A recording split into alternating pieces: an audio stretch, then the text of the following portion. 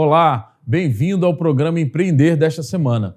Antes de iniciarmos, quero te convidar para pegar esse link aí que você recebeu e compartilhar nas suas redes sociais, no seu grupo de amigos, para que mais empreendedores possam receber esse conteúdo que estamos aqui produzindo para você. Bem, o convidado dessa noite é o Josiel Florenzano. Josiel, ele é CEO da Lundbeck, uma empresa que é líder no mercado farmacêutico. E hoje nós vamos estar aqui batendo um papo sobre o momento atual de pós-pandemia e também falando um pouco, né, de como o mercado farmacêutico se comportou aí nesse período de pandemia, falar um pouco de futuro, de família. Enfim, Josiel, obrigado por estar aqui conosco. Você é um grande participante do nosso ministério durante todo o ano, né? Está sempre conosco nos eventos. O Ministério da Família também sempre participando aí conosco. Então, queria te agradecer primeiramente por estar aqui conosco, dizer que é um prazer ter você aqui e esperamos hoje compartilhar aí bons momentos sobre o teu mercado, né? Você que já tem uma experiência muito grande nessa área há muitos anos, né? Você vai estar falando aí um pouco sobre isso. Então, primeiramente, te agradecer por esse momento aqui conosco. Legal. Bruno, obrigado pelo convite, pela oportunidade de estar aqui compartilhando com os empreendedores da Atitude, com todos os nossos amigos que estão nos assistindo nesse momento. É um privilégio para mim participar desse momento aqui. Espero poder contribuir e passar alguma experiência aí para a turma. Que bom. Vamos começar falando da pandemia, né? Que é o que aflige aí a maior parte dos empreendedores nesse momento aí que não era esperado, né? Tivemos a surpresa de fechamento, né? Alguns empreendedores ficaram parados com o seu negócio ali, com o seu comércio parado. E na tua área farmacêutica, assim, as farmácias funcionaram, né? A parte toda do dia a dia de varejo. Você lá como CEO na Lundbeck, como é que foi a operação lá? Como é que vocês ficaram sabendo, receberam essa notícia, né, aí de fechamento, e como é que vocês trataram inicialmente aí nesse momento aí de pandemia ali? Como é que foi? Conta para nós um pouco sobre isso. Bruno, como é sabido, né, nós ficamos mais formalmente avisados de toda essa história no Brasil lá para o mês de fevereiro, março, né, quando a gente começou a ficar mais ligado que a pandemia estava chegando mesmo no nosso país, né? A gente, como empresa global, já acompanhava os comportamentos da evolução da pandemia nos outros países e já adquirindo algum know-how de outros países para poder aplicar aqui, né? quando chegasse, né? Mas ninguém poderia imaginar que nível que chegaria, a proporção que isso ia acontecer, né? E, na realidade, é uma situação inusitada para todo mundo, né? Eu acho que nunca o mundo parou tanto como agora, nem na Primeira e Segunda Guerra Mundial nós vimos tanta coisa fechada e parando, né? Como agora nessa pandemia, que a gente pode até dizer que é uma guerra também, né? Uma guerra biológica. A gente falou aqui várias vezes, né, em alguns programas sobre isso. É uma guerra, tratar como guerra. É uma guerra biológica, né? Não é uma guerra com arma, com violência, mas com muitas mortes, né? Então, assim, é muito difícil a gente, na época, lá para janeiro, fevereiro, prever como é que a gente estaria hoje, por exemplo, em agosto, né? Eu tenho a felicidade de trabalhar no mercado, no segmento de saúde, já por mais de 30 anos, né? Especificamente no mercado farmacêutico, né? Que é um braço do segmento de saúde. E o segmento de saúde, em geral, é um dos menos afetados do ponto de vista de negócio, né, com a pandemia. É lógico que dentro do segmento de saúde você tem alguns segmentos que foram mais afetados, mas, no geral, o segmento de saúde, juntamente com a área de tecnologia, são os dois segmentos que vão ter, no geral, menos impacto negativo, né? São os nossos segmentos. Meu segmento de tecnologia também é a mesma coisa. Né? Então, no meu caso, por azar, né, das pessoas que vão precisar da medicação, né, infelizmente, mas do ponto de vista de negócio, né, e eu trabalho basicamente com produtos para doenças mentais, e há uma expectativa de um aumento muito grande da incidência, né, de doenças mentais, como depressão, ansiedade e outras coisas. Como um legado disso tudo, né? Relacionadas a isso, né? Então, do ponto de vista de negócio, eu não tive um impacto negativo muito grande, né? Porque as farmácias continuaram funcionando, né? Muito embora a classe médica deu uma parada por um tempo, né? e os meus produtos são todos controlados, todos precisam de prescrição, né? 100% da minha receita vem de produtos com prescrição. Então a gente teve um impacto inicial, mas no geral a gente conseguiu sobreviver bem e a empresa 100% trabalhando de home office durante quase 5 meses. Uau! É isso que eu queria tocar, né, nesse assunto do home office. Como é que foi lá? Você, por ser uma empresa já global, né, você já tinha isso implementado na tua rotina? A equipe era 100% interna no escritório físico, ou você já tinha isso, assim, isso implementado lá na tua empresa ou não? Não. E além disso, além de não ter, eu sempre fui muito resistente à cultura do home office, né? Então, se tem um legado que a pandemia deixou para mim, foi abrir um pouco a minha mente em relação a home office.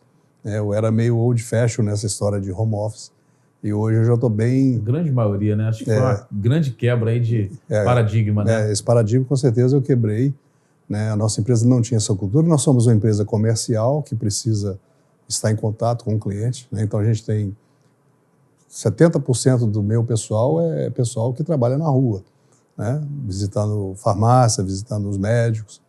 Então, não tínhamos o hábito de fazer esse contato virtual. O contato era mais físico ali no dia a dia, né? Com os médicos, presencial, né? Só presencial. Tanto do nosso lado quanto do lado do cliente, eles não tinham essa cultura de receber uma visita virtual, né? Uhum. E eu diria que em 2 meses, ou seja, mais ou menos no mês de maio, nós já estávamos 100% pronto para atender todo mundo de forma virtual. Então a gente teve que adaptar muito rápido. Aí.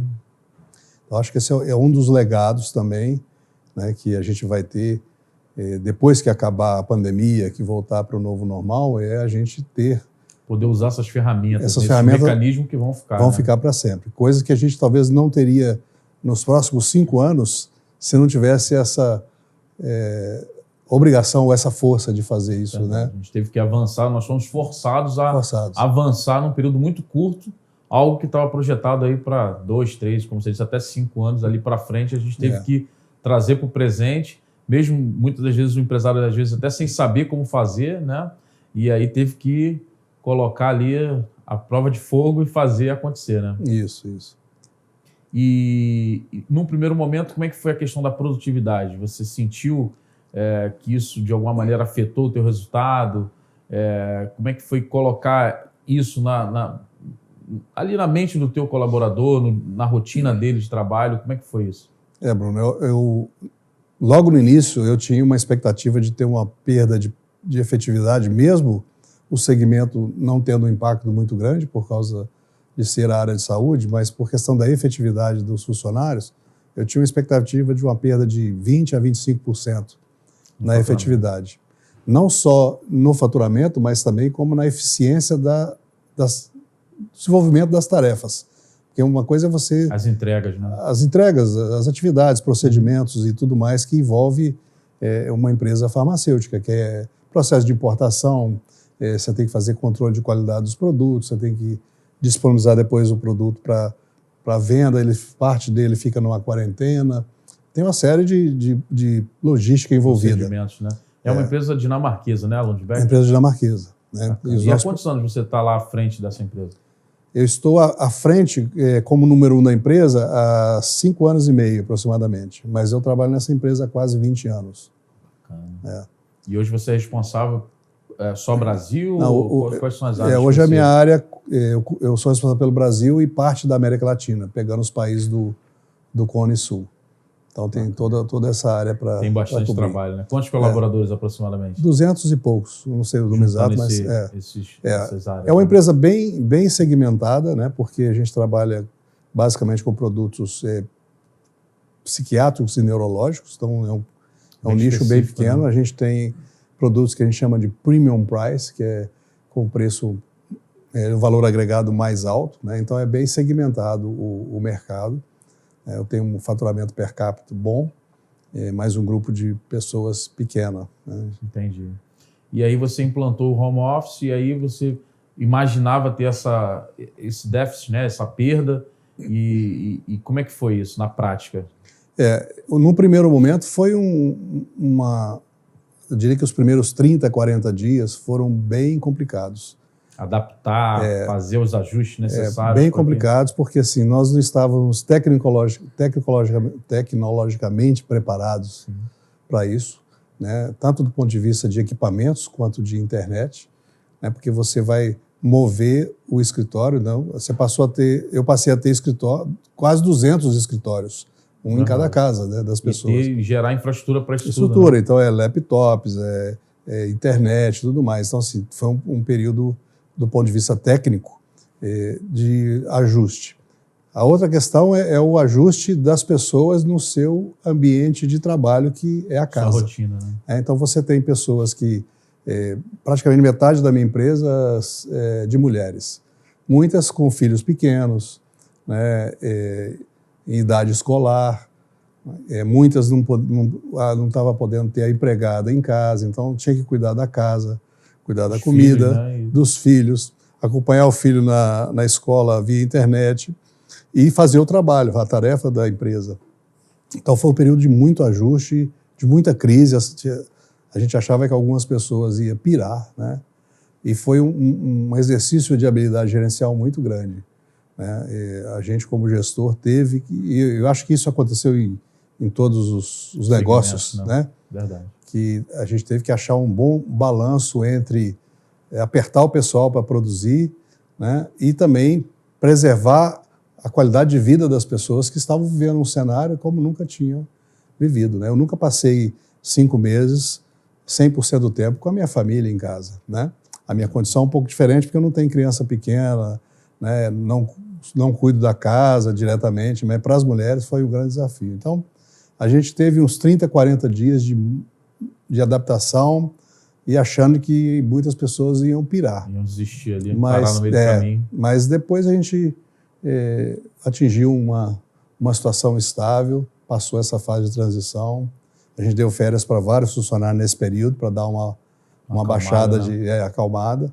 E eu diria que hoje o pessoal está até querendo ficar mais tempo em casa mesmo, não está querendo voltar para o escritório, não. Isso é uma cultura, né? Acho que a gente conseguiu quebrar isso aí. Boa parte das empresas que eu tenho conversado, em diversos segmentos, né?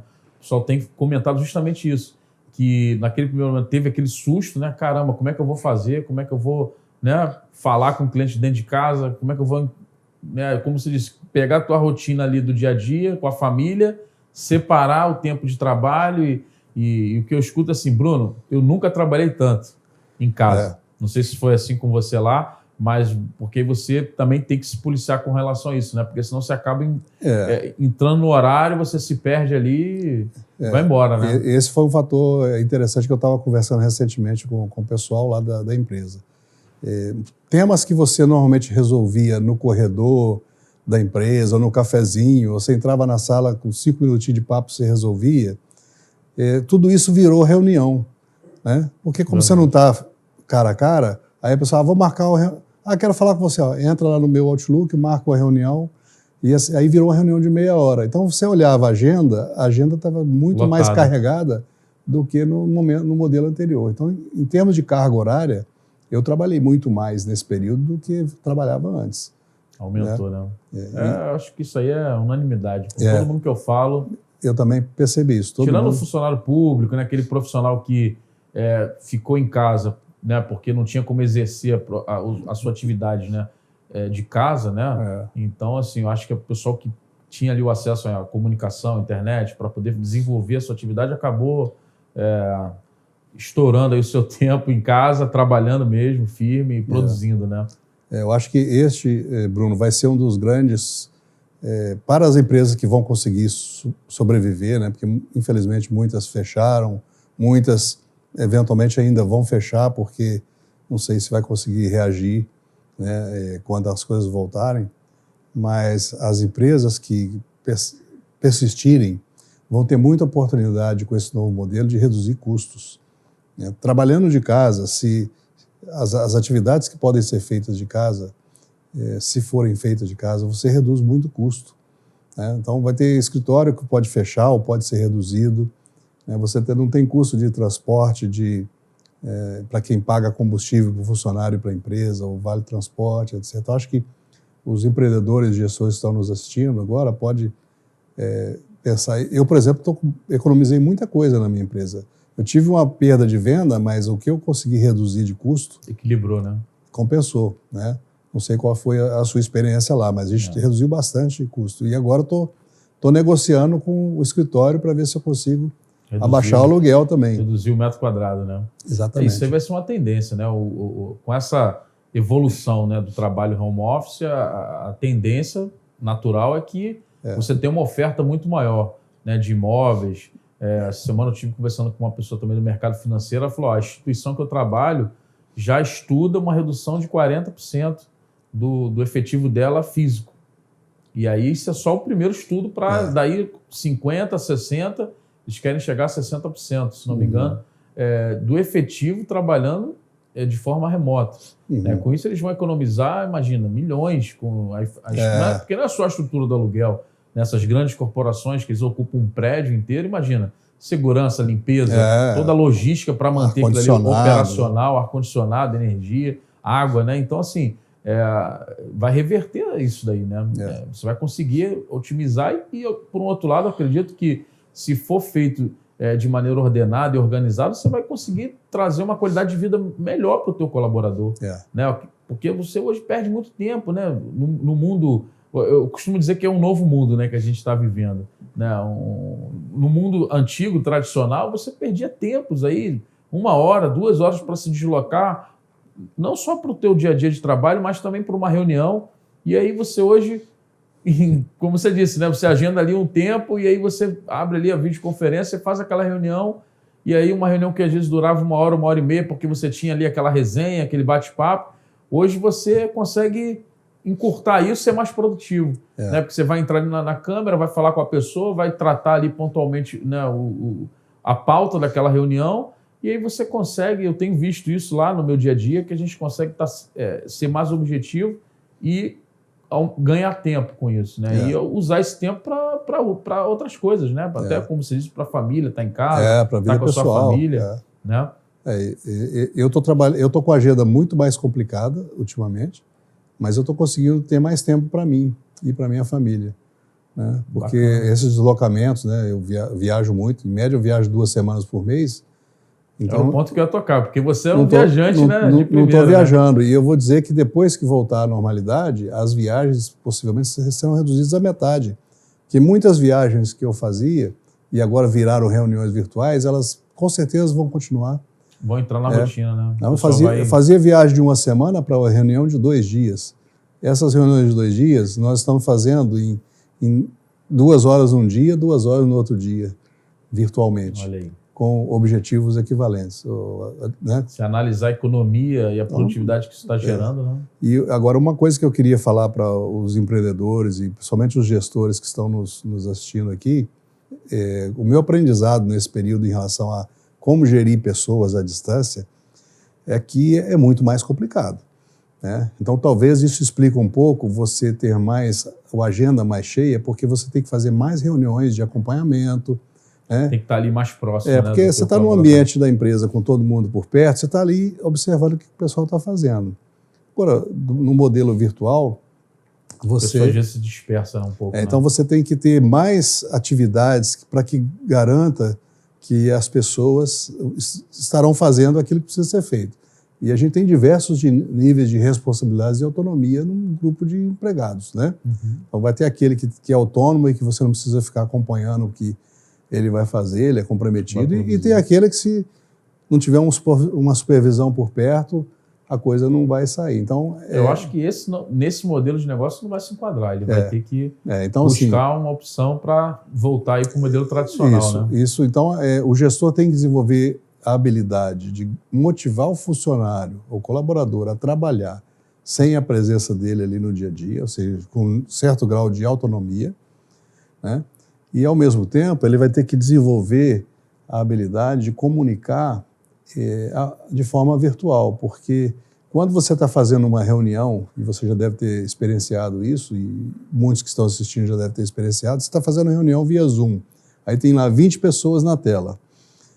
Você não tem certeza que aquelas 20 estão totalmente conectadas com você. Elas estão conectadas no Zoom, mas um fecha a câmera, o outro pega o celular, Se está numa sala de reunião, você consegue monitorar isso melhor. Exato. Agora, via Zoom, né, você às vezes liga lá só para mostrar que está ali e a sua cabeça não está ali. Então você tem que criar situações que o tema que você está tratando ali seja realmente bem Dinâmico atrativo. Também, né? Tem que ser dinâmico e fazer com que todos participem. Mais objetivo e tudo mais. Né? E nessa questão aí, que a gente está falando pós-pandemia, né? Que o governo agora deu uma flexibilizada, né?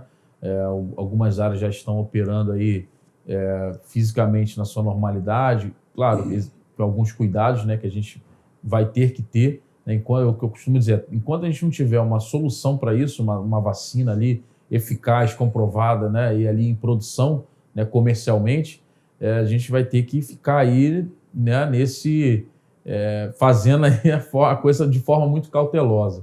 Né? Como é que você está fazendo lá com relação a isso, na questão do físico, com a questão do home office, nessa retomada, nesse período onde, como a gente falou aqui, a economia, né, já está num momento assim que a gente não consegue, muitos já passaram, né, muitas empresas vão quebrar, infelizmente, né, mas se a gente continuar, quanto maior for o tempo, né, dessa retomada, maior o prejuízo que nós vamos ter. Né? Então, com essa flexibilização, a gente já consegue ver um movimento, eu tenho visto, pelo menos nas ruas, o movimento já tem aumentado bastante, de pessoas circulando, né? Ainda não está aí, acredito que 50% do que era, mas já é uma retomada, né? A gente pode ver em alguns negócios também, alguns dos nossos clientes também já voltaram à sua atividade. Como é que você está fazendo lá? Você já voltou a operar no escritório físico? Ainda não? Está X% de um, de outro? Como é que está isso lá? Bruno, antes de falar como é que a gente está voltando, só para reforçar esse ponto, né? É muito difícil num país com 200 milhões de habitantes você ter um controle ou ter a garantia que as pessoas vão seguir as orientações, né? Então, infelizmente, essas aberturas vai e volta, vai fechar, vai abrir. Tem cidades que o prefeito solta um decreto, aí de uma semana ele volta atrás porque... O próprio Ministério Público, né? O número de casos aumentou e tudo mais. Então, isso a gente vai conviver com essa história um bom tempo, porque o número de casos ainda continua alto, está estabilizado, mas num patamar elevado, né? E como você falou, e eu concordo plenamente, isso só vai ser resolvido, ou ficar próximo de ser resolvido, quando tiver a vacina, que isso vai demorar alguns meses. E depois que tiver a vacina, vai demorar alguns meses para 7 bilhões de pessoas serem vacinadas. A logística para isso tudo, é lógico que alguém vai descobrir a vacina e isso vai ser distribuído para outros fabricantes produzirem. Né? Mas você imagina, os Estados Unidos descobre a vacina. Você acha que o Trump vai liberar a vacina para o resto do mundo até que todos os habitantes dos Estados Unidos recebam a vacina? Então a gente vai conviver pelo menos mais um ano com esse modelo de isolamento e desse cuidado. Não vai ser uma situação que a gente vai ter solução de imediato. O que a gente está fazendo, coincidentemente, nessa semana, a gente está retornando as atividades no escritório de forma voluntária. São durante 2 semanas, o escritório está preparado, o pessoal voltar e vai quem quiser, com um limite X de pessoas. Você reduziu, então, o número máximo de pessoas que podem estar lá fisicamente. Isso. Depois de 2 semanas, a gente vai fazer uma rotação, 20% do efetivo a cada dia. Então, a gente vai ter, cada dia vai cada dia da semana vai um grupo de 20%. E a gente vai evoluindo. Eu imagino que até o final do ano a gente ainda não vai ter 100% das pessoas trabalhando no escritório no mesmo tempo. E a gente vai fazer essa combinação híbrida aí, né, considerando a população que tem risco, né, alguma questão de doença, ou mora com avô, com mãe, que é mais idade. Então a gente está considerando tudo isso e eu acho que vai funcionar bem. Esse plano aí de retomada. Né? Mas eu vejo que o home office vai ser uma coisa que eu vou ter que criar como política para o futuro, né? Não sei ainda que proporção, mas eu já comprei a ideia de ter home office como uma política a ser adotada na minha empresa. Bacana. Você falou um pouco da vacina. Você, por estar nessa área, né, aí de laboratório, a parte toda farmacêutica, Você tem acompanhado de perto a evolução desses estudos? Como é que está isso? A nossa especialidade não é vacinas, né? A gente trabalha basicamente com doenças mentais, né? Mas a gente acompanha, inclusive a minha empresa globalmente fez uma grande doação para um instituto de pesquisa para incentivo à descoberta da vacina, né? Então a gente está acompanhando de perto. A gente está muito perto de ter a vacina, mas a logística da distribuição dessa vacina... Ela se tornar comercial, né? Leva tempo. E é quase que assim, só um fato curioso, Bruno, quando ela começar a ser distribuída, só para você ter ideia, isso acontece com outras vacinas, como a da influenza, né, e outras. Às vezes, a distribuição dessa vacina tem que ser feita de forma camuflada para não ter roubo. Imagina o desespero que vai ser, né? Então, por exemplo, quando uma carga sai, vamos supor, uma carga de vacina sai de Nova York para vir para o Brasil, o piloto que vai trazer a carga de avião, ele só recebe o plano de voo, o plano de voo meia hora antes do voo sair. Ele não pode nem saber onde o avião vai fazer a escala, para não ter risco de, quando ele fizer a escala, ter alguém lá esperando e sequestrar o avião. De tão valiosa que é essas cargas de vacina. E com o Covid vai ser muito mais complicado. Então, eu vejo, por exemplo, eu não vejo o Brasil tendo a vacina disponível para os brasileiros antes de março do ano que vem. Próximo ano. Isso é Sua opinião pessoal, né? Entendi. Então a gente tem aí mais do que nunca que estar preparado, né, para tocar os negócios com toda a precaução, né, tudo que é necessário para evitar aí se contaminar e também disseminar isso, né, passar para outras pessoas nesse momento. E então a gente precisa ter aí uma atenção dobrada, né? E praticamente todo mundo vai ter algum momento vai testar positivo para essa doença. A questão é as pessoas que têm mais risco, né? Você está num local que não tem hospital disponível, mas acho que a parte de saúde já está um pouco mais estabilizada agora. Acho que já não está morrendo mais gente por falta de atendimento. Acho que essa era a grande preocupação no início, né, do governo. Dar conta de atender a toda aquela demanda ali que se mostrou naquele momento. Lógico, se dobra o número a partir de agora, né, de casos, de uma hora para outra dobra o número, talvez os hospitais não vão dar conta. Mas no nível que está agora, estabilizado, o número de altas que a rede de hospitais está tendo é maior do que o número de entradas. Então, significa positivo, que o balanço é positivo. É positivo. José, a gente falou aqui muito, né, a parte tua profissional, como que você, né, está lá à frente da Lundbeck. E como é que funciona? Você, parceiro nosso aqui de ministério, né, você administra hoje o ministério, um dos ministérios mais importantes aqui da Atitude, que é o Ministério da Família, né? E você já deve estar aí vendo uma mudança no comportamento das famílias por conta de tudo isso, né?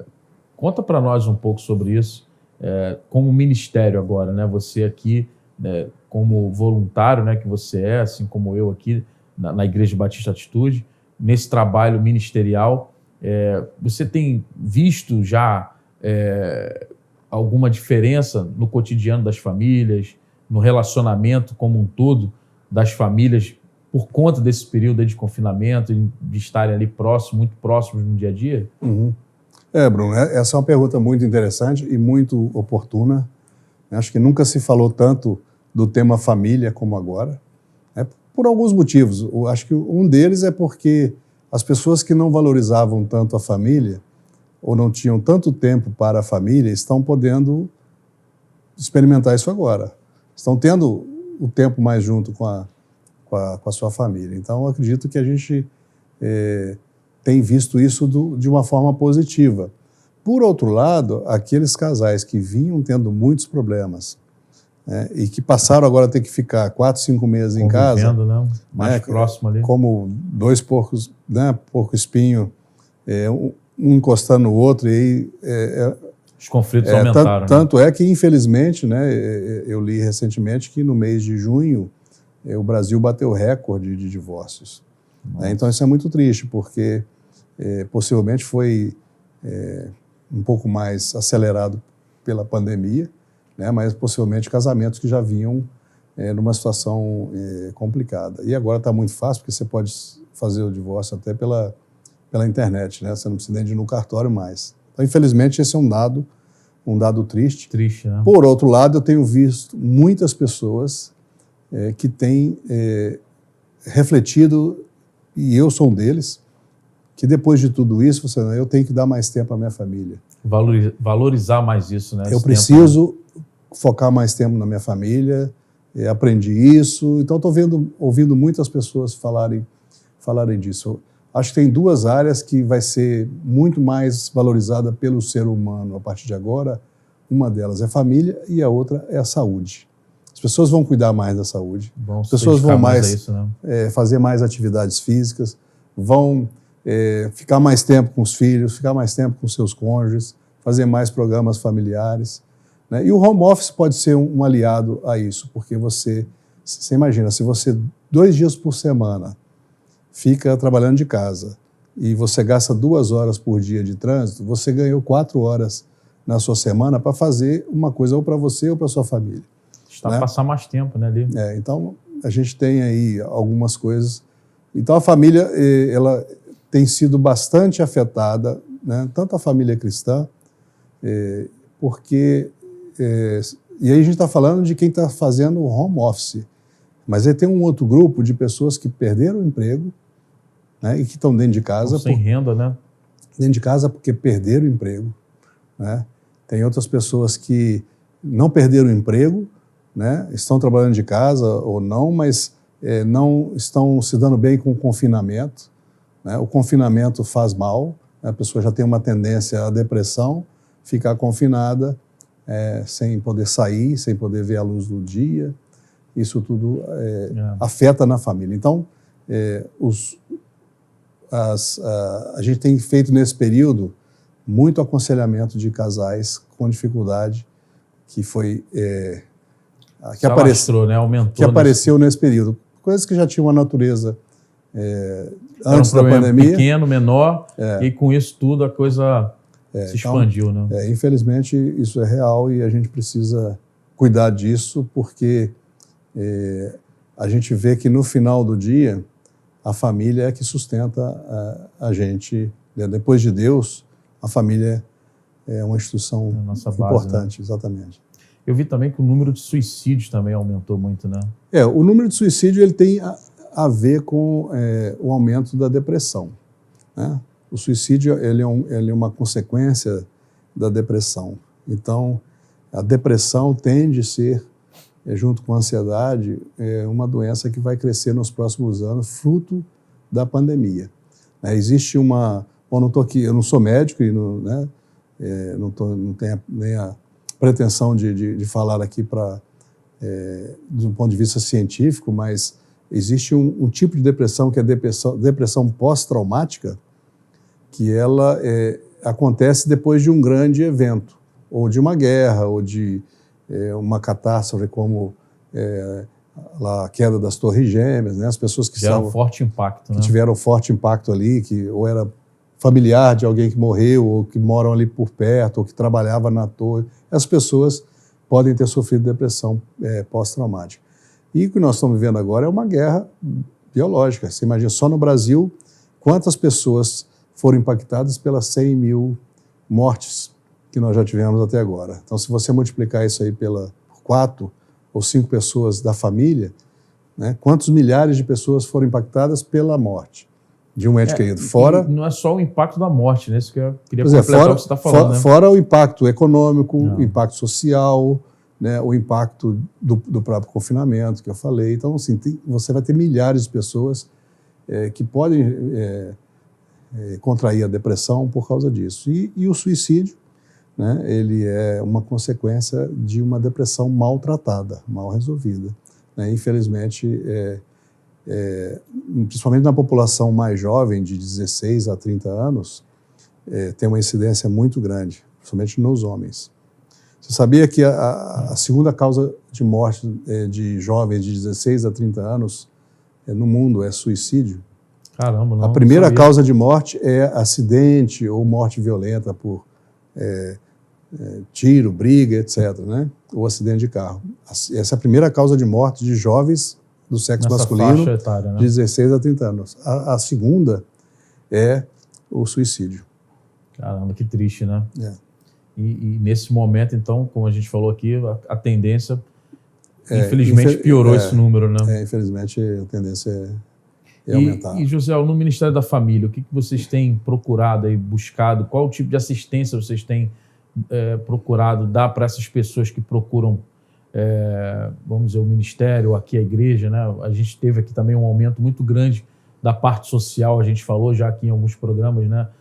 Como a gente disse, muitas pessoas perderam seus empregos, né? E muitas pessoas não puderam produzir também, pessoas que eram autônomas e dependiam ali do movimento para poder, né, produzir, levar o alimento para o seu lar. E então aqui como igreja, né, a igreja como um todo teve que se mobilizar para isso, né, para a questão do alimento, né, de uma maneira geral, mas na questão ministerial, como Ministério da Família, eu sei que vocês têm feito um culto, né, semanal, um encontro, né, semanal, para buscar aí a união dessas pessoas, falar, né, com temas voltados para a família. De uma maneira geral, o que você pode falar para nós sobre isso? A gente, no início, deu uma parada com os cursos, né, porque os cursos eram 100% presenciais, e um mês e meio depois a gente voltou com os cursos virtual, não todas as turmas, né, porque a gente teve algumas limitações de tecnologia para algumas turmas, alguns temas debatidos nos cursos são mais complicados para você fazer isso de forma presencial. Online, né? Você imagina, você está discutindo com um casal no curso e ele está na casa dele, na internet, e os filhos estão do lado, né? Ouvindo uma lição sobre perdão, né? Onde um tem que perdoar o outro. Então, assim, cria uma situação... Até para ele se abrir e contar, né? Então, alguns cursos a gente pôde manter de forma virtual, outros não.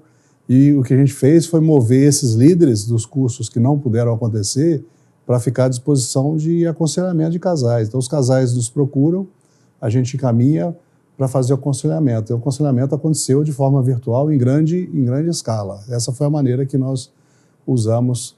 Porque as palavras, os cultos, os programas, eles ajudam. Mas tem problema de casamento que você tem que tratar conversando. Não adianta o cara só ouvir. Você tem que dar uma palavra, às vezes, mais dura, uma desafiada, e deixar a pessoa falar. Então, tem situações de conflito no casamento que a pessoa tem que falar, ela não pode só ouvir. Ela tem que falar o que ela está sentindo também. Isso faz parte do nosso programa de aconselhamento, que é o que a gente tem feito. Como é que essa pessoa consegue obter essa assistência? Quem está aí nos assistindo, né? A gente vai colocar aqui na tela o canal, mas se você puder falar também para reforçar isso, para quem está aqui nos assistindo que de repente está passando por esse problema, né? Seja no negócio que não está dando certo, ou na família em si, né, que está ali num momento delicado, o que a gente pode estar falando? O caminho é ou enviar um e-mail para o e-mail Casados para Sempre, Igreja Batista Atitude, ou fazer o contato com a secretaria e pegar o contato do nosso líder dos cursos, né? E ele vai então direcionar, encaminhar para... Nós temos uma equipe de aconselhamento treinada, né, que de acordo com o caso, a gente escolhe aquele conselheiro que tem mais afinidade com aquele tema. E são quantos cursos hoje que vocês... Cursos são 7 cursos, e a gente tem atendido, em média, 1.000 pessoas por semestre nos nossos cursos. Uau. 1.000 pessoas têm passado por semestre nos cursos. E tem algum custo para a pessoa acessar o custo é só o material. Material didático. Só o ali, material, né, não tem custo nenhum, que o material varia de 30 a 80 reais, dependendo do curso. Então, é só o material mesmo, porque o material a gente compra da Universidade da Família e do MMI. Então, você que está nos assistindo aí, porventura, né, a gente espera que não, que esteja tudo bem, mas que se você tiver aí uma necessidade numa dessas áreas, né, a gente vai estar disponibilizando aqui os contatos aqui da Secretaria da Igreja Atitude e também o e-mail, né, como você disse aí, o contato para que a pessoa possa estar aí ali se habilitando, né, se cadastrando para estar tendo acesso a esse material. E, enfim, nós estamos chegando ao final do nosso encontro, né, desse bate-papo super agradável aqui com o Josiel. Josiel, eu queria te agradecer mais uma vez por você estar aqui disponibilizando o seu tempo em falar um pouco para os nossos empreendedores. Eu conheço, né, particularmente a tua história, e sei que você é um homem de Deus, uma pessoa que se dedica, né, por mais que tenha uma vida corrida como empreendedor, né, como ali administrador de uma grande empresa, mas sempre se disponibiliza a ajudar as pessoas, não só no Ministério da Família, mas também aqui na parte administrativa também, como vice-presidente aqui da Igreja da Atitude. E queria te agradecer, é um prazer enorme ter você aqui conosco. A gente estava já há um tempo combinando, né, esse encontro, e aí, por conta dessa correria, a gente acabou protelando, mas hoje que bom que você veio aqui e falou conosco. Te agradecer mais uma vez e pedir para que você faça aí uma consideração final para o nosso público que está nos assistindo, né, nesse momento. Eu quero fazer 2 comentários, e não vou gastar mais do que 2 minutos para isso. A gente tem visto muitas pessoas criticarem o comportamento de outras pessoas, né? Principalmente lá no início da pandemia, as pessoas que estavam saindo, né, para trabalhar, quando não estava podendo sair, né? E a gente foi muito juiz, a gente julgou muito essas questões, né? E eu queria deixar uma palavra para você, nesse sentido, que eu ouvi do padre Fábio de Mello, que eu achei bastante interessante. Ele falou que nessa pandemia nós estamos... que não existe essa história de estar todo mundo no mesmo barco, né? Que a gente está na mesma tempestade, mas o barco, cada um está num barco diferente. Então, se você está podendo fazer seu home office de casa, recebendo seu salário todo mês, ou mesmo com seu salário reduzido, mas você está recebendo, você está num barco. Agora, tem pessoas que estão precisando sair de casa para trabalhar naquele dia, para comprar o leite do filho para o dia de amanhã, porque ele não tem aquele dinheiro, né? E aí essas pessoas podem estar tendo que sair por causa disso. Então é muito fácil a gente ficar julgando a atitude das pessoas, né? Então acho que esse é o momento da gente desenvolver uma visão de solidariedade, de amor, né? E entender que a pandemia está sendo igual para todo mundo, mas cada um está num barco diferente. Um está numa situação mais confortável, outra numa situação mais complicada, a pandemia pegou mais despreparado, né? Então é importante a gente, como ser humano e principalmente como cristão, a gente ter essa sensibilidade. E a outra coisa que eu quero falar, para terminar, para você que é homem de negócio, ou que é um executivo, ou que trabalha numa empresa e quer fazer carreira, quer ter sucesso, e aí não estou nem falando para você que eventualmente está desempregado ou está mal no seu negócio, mas aquele que está obcecado por sempre ganhar mais dinheiro, por ter promoção, por ser um presidente de uma empresa, ser um grande executivo, e aí você trabalha muito. Então eu quero deixar uma palavra final para você. Na minha concepção, não existe sucesso profissional que justifique um fracasso familiar. Então invista na sua família e só cuidado para você não trabalhar demais, para ter coisas que você não precisa ter e perder a sua família. Eu queria encerrar com essa fala. Bacana. Obrigado, Josiel. Bem, espero que você tenha gostado desse encontro. Estamos aqui radiantes, né, com esse bate-papo com o Josiel. O Josiel é uma pessoa muito inspirada por Deus e nos transmite uma paz, uma calma muito bacana. Eu gosto muito dele e espero que você tenha gostado. E quero te pedir mais uma vez para compartilhar esse link. Nós estamos também transmitindo esse programa para Bem Mais TV, então mandar um grande abraço para você que está nos assistindo aí de casa e pedir para que você compartilhe esse link e te espero no próximo encontro, sempre às segundas-feiras aqui pelo canal YouTube Atitude TV e também na página dos empreendedores, @empreendedores de Atitude BA. Te espero lá, até o próximo encontro.